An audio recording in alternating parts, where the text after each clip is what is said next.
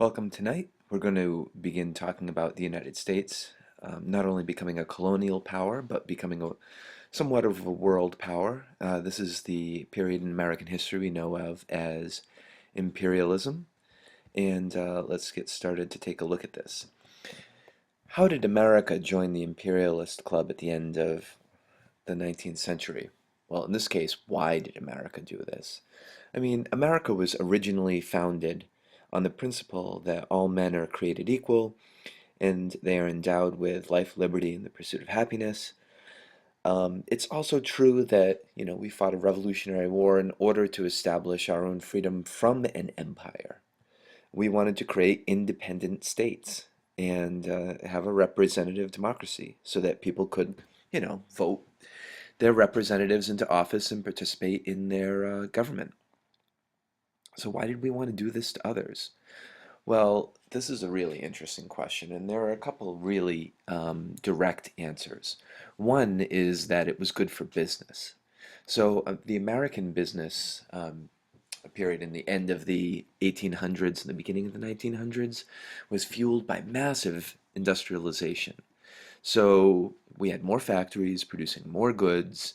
Our farms were actually becoming more mechanized also, and we were just producing a lot of food, in fact, more than we actually needed in the United States. So if we take a look here, we begin to see that not only are U.S. Investments in other countries rising, we're beginning to see that imports and exports are also rising as well. Exports are the goods that we make in America and sell around the world, and imports are the goods that other countries make that we bring in. So we begin to see that trade is really going up.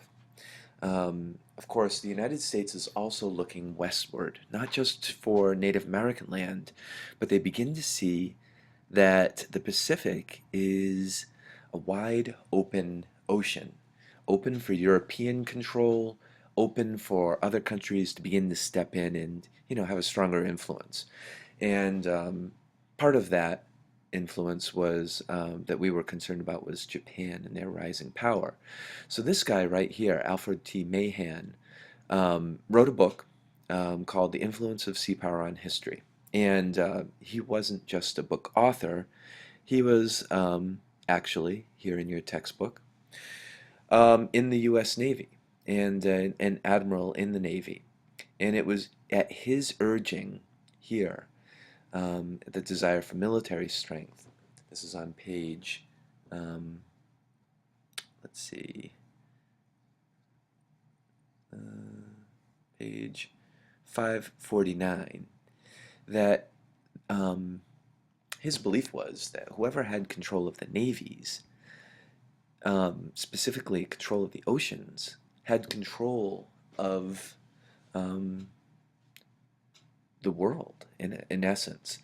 And so his book highlighted that.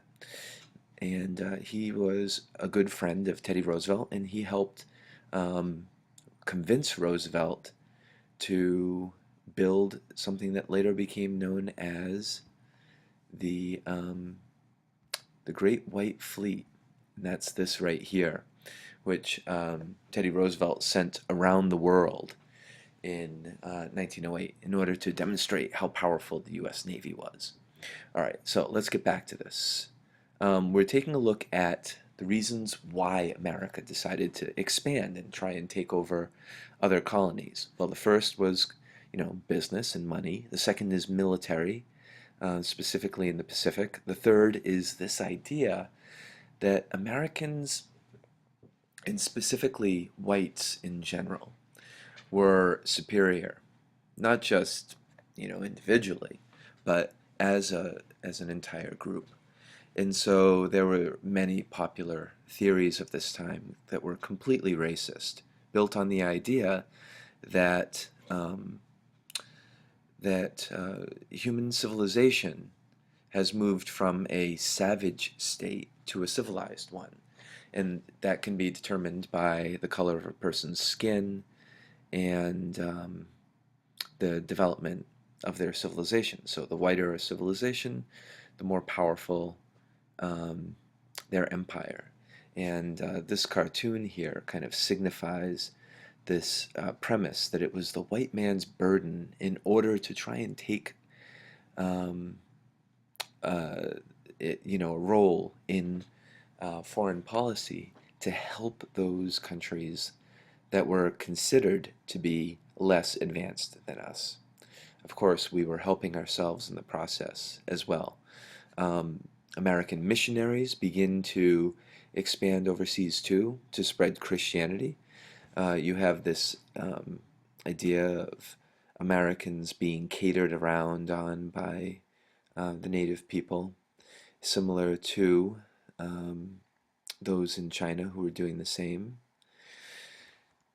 And finally, this is something that we touched on, or we're going to touch on actually, in the um, periods of history, and that is how Native American land was mostly removed.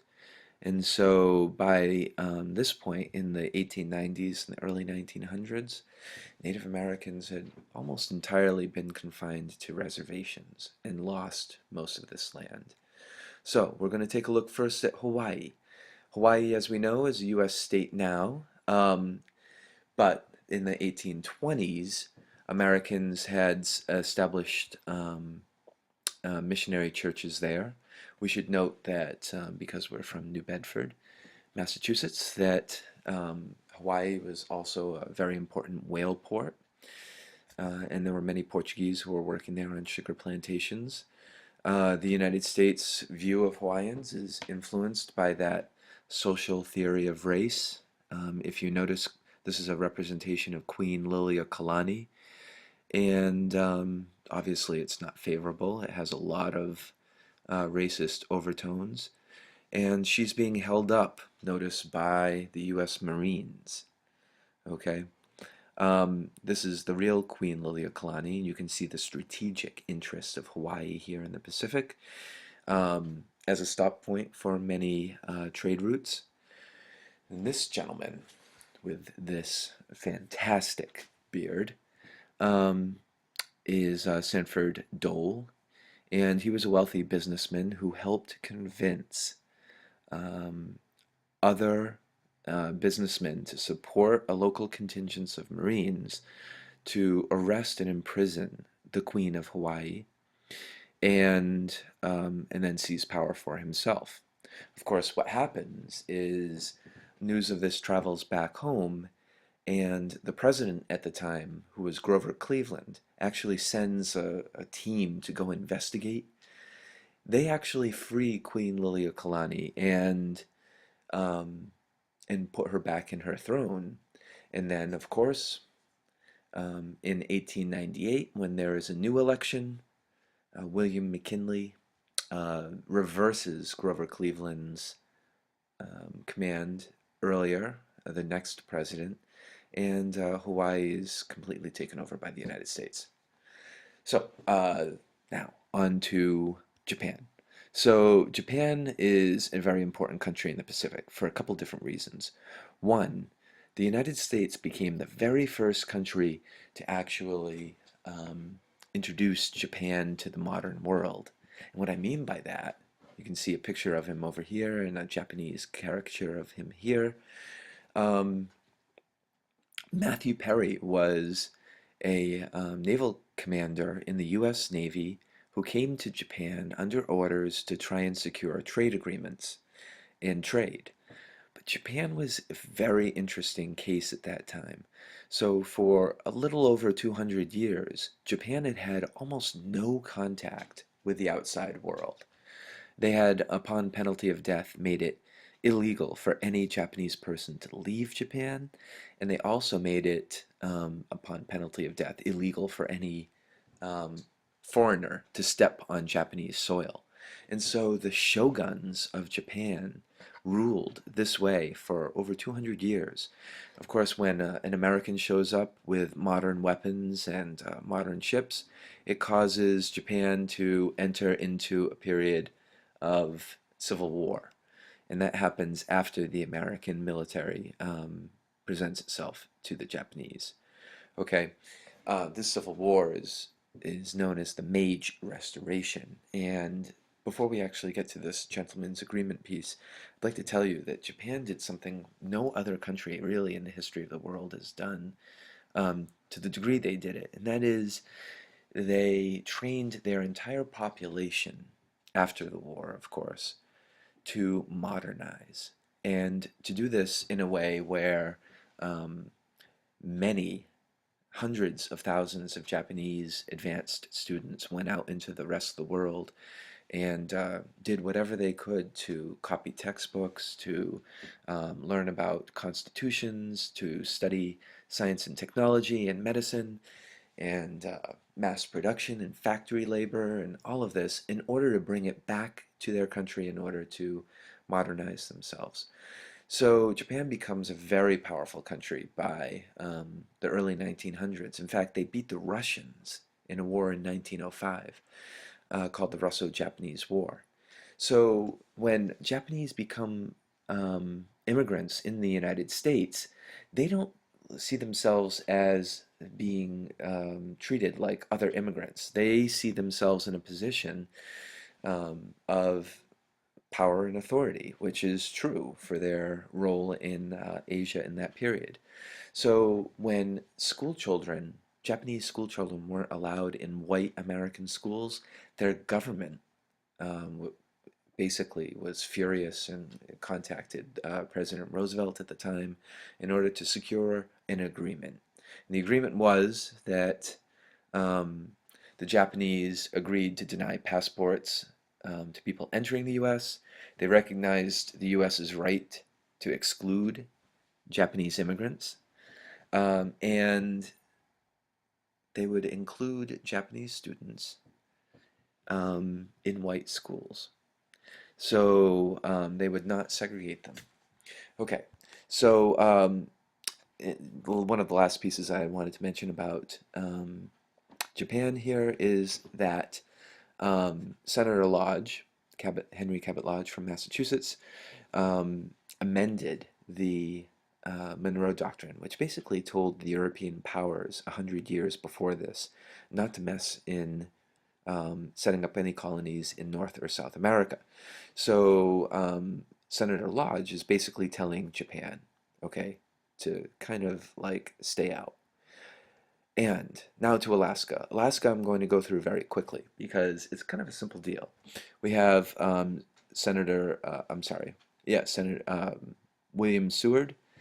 Um, uh, I get confused here. Not Senator Seward, but Secretary of State William Seward, who actually purchases Alaska from Russia for $7.2 million. It's a good deal for us. It's a good deal for them. They get the money. We get Alaska. Of course, at the time, it was seen kind of as a relatively dumb move. Many Americans just thought it was a piece of big ice and it wasn't really worth anything. Which leads us to Cuba. Now, Cuba is a little bit different because instead of just purchasing Alaska or taking over parts of Hawaii, Cuba is the last piece of the Spanish Empire in the Americas. And to be honest, the Spanish have been in Cuba since Columbus. Okay, so when we see here a political cartoon of America growing its waistline here with other colonies and territories that we have taken over, it becomes kind of a foregone conclusion that we're going to try and get Cuba as well. That we actually try and buy Cuba in the 1850s, but they do not accept Spain does not accept our offer. And as a result, Spain takes over. But if you look at this political cartoon, we see that the Cuban people are not happy with Spain, and they don't know what to do because it's kind of an out of the frying pan into the fire analysis, meaning that they need help. And of course, this is from an American perspective, and the help is one that America is more than willing to offer. Of course, with a price tag.